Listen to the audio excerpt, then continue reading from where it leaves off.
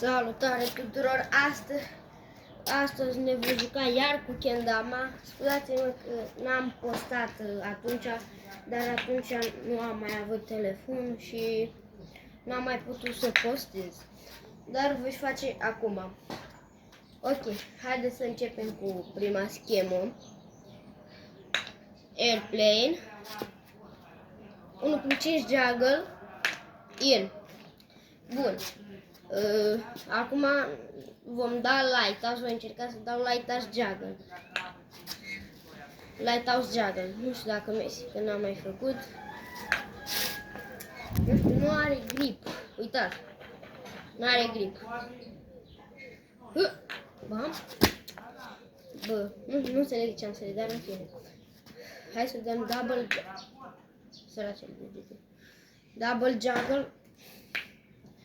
Așa, double juggle in juggle. Double juggle. Nu, vreau să încerc triple juggle. Una, două. Nu mi-a ieșit. În fine, ok, o să dau doar Lighthouse normal. Nu stă, mă. O să dau doar Lighthouse.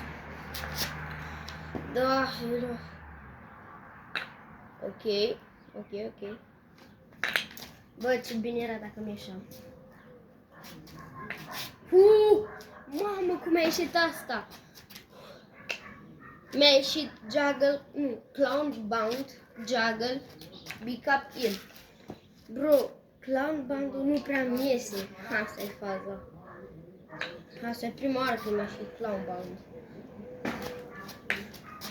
Juggle, big up in. Big cup, small cup, base cup, in. No. Big cup, small cup, base cup, in around the world. Big cup, small cup, base, small cup, in around the Japan. Big cup, small cup, in. Base cup, in. Bro. Ok. Nu mi iese. Vreau să dau around Europe. Bun, acum vom da Young Spike. Trebuie să înfășor așa ața. Să dau Young Spike. Am dat Young Spike de vreo 84 de ori, adică mai mult ca Juggling-urile, pentru că Juggling am dat doar 32 și Young Spike-uri am dat 84, 82, cam așa.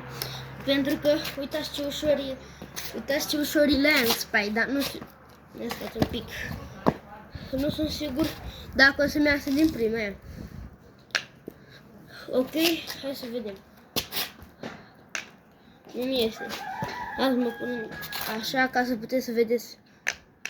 Young Spike! Ați văzut? E mai ușor. Să dați Young Spike decât Juggle. Mie e mai ușor să dau Young Spike decât Juggle in. Hai să încercăm un Juggle in. Vedeți? Young Spike mi-a ieșit din prima. Ok? Vom continua cu un swimming spike, big cup, small cup, base cup in.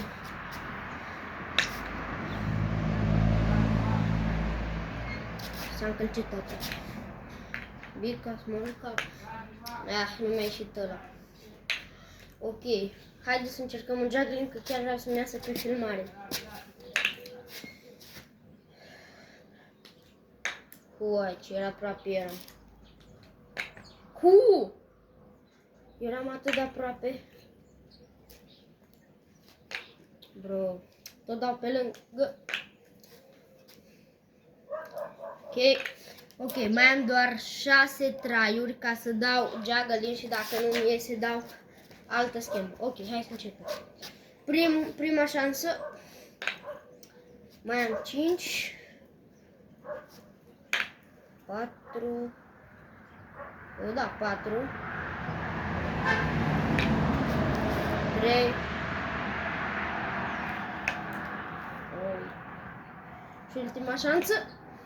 Bro, hai că mai dau una. Nu-mi iese, în fine. Airplane. 1.5 juggle big cup. Small cup. Base cup. In. Nu mi-a ieșit in. Ok, vreau să încerc bird. Big cup bird. Nu-mi iese. Vreau să mai încerc juggling, frate. Nu, frate. Chiar nu vreau să-mi iasă. Ok, în fine. Nu iese, frate, nu. Airplane. Lighthouse. De aproape. Ok. Big cup. Elephant. Small cup. Base cup. In. Juggle. Big cup. In. Nu mi-a ieșit in. Bun.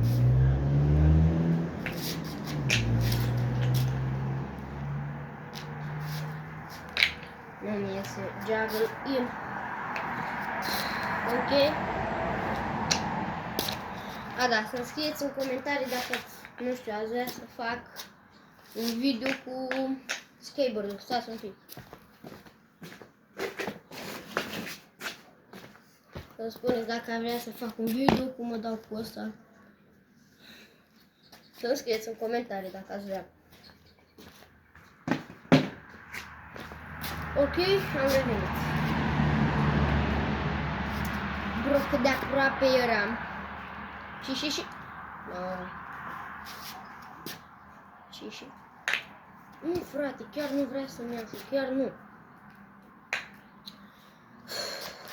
Și. Bro, fix pe lângă gaură. Hai, mai încerc de 2 ori. De aproape. Nu mai contează, în fine. Mai dă niște scheme așa de final. Sau, ba nu închei acum. Vreau să încerc Around the Europe. Big cup, small cup, in. Base cup, in. Era să-mi iasă iar Clown Bound. Săraca kendamă. Ok. Hai să încerc să dau și un lunar măcar. Pe aproape. Nu-mi iese lunar. Airplane. Asta. Bro, nu mai iese airplane. Ce-are, mă? Airplane. Transfer. Aveam atât încălcit.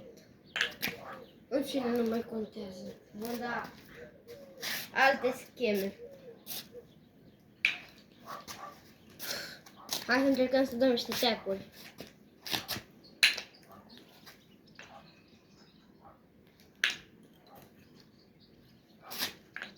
Nu iese tap-urile. Le dau așa.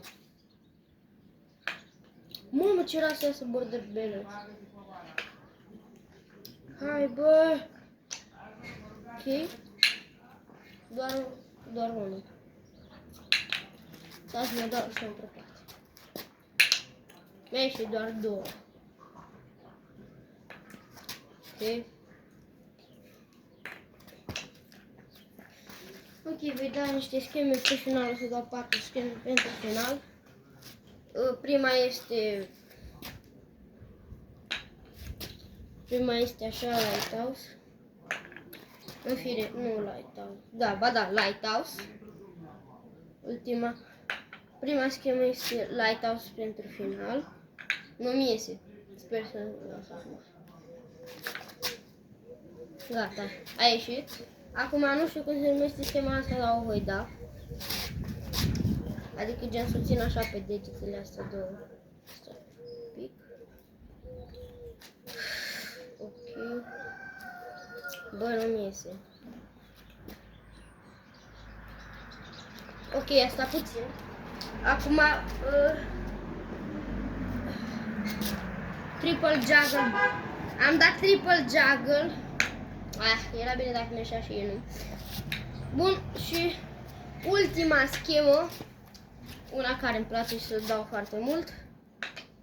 Ăsta este Airplane 1.5 Juggle. Ok, și cam asta a fost ăsta cu mașca Kendama. Dacă vreți să mai postez, pa! Ok, am revenit. Voi da ultima schemă pentru final, că cineva m-a întrerupt. Schema de final este Airplane 1.5 Juggle, Big Up, In. Bun, și dacă vreți să mai fac videouri de genul, dați like, subscribe și eu am fost Sorin și vă salut!